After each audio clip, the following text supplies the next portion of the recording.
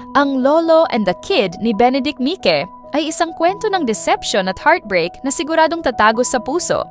Pinagbibidahan nina Joel Torre bilang Lolo at Ewen Micael bilang Kid, ang pelikula'y umiikot sa kwento ng maglolo na niloloko ang mga mayayaman na gustong mag-ampon ng bata. Sa simula pa lang, klaro na ang premise at hooked kaagad ang audience. Bukod sa panloloko, ipinakita rin ang moral conflict ni Lolo.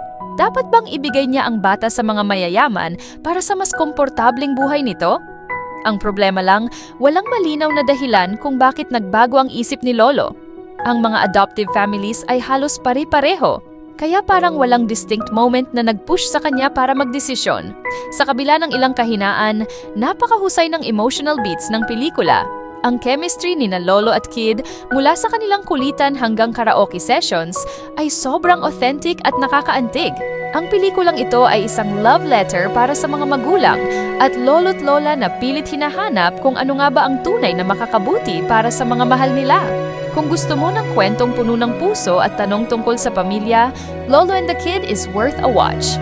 Ano sa tingin mo? Share your thoughts sa comments at huwag kalimutang mag-subscribe para sa iba pang reviews.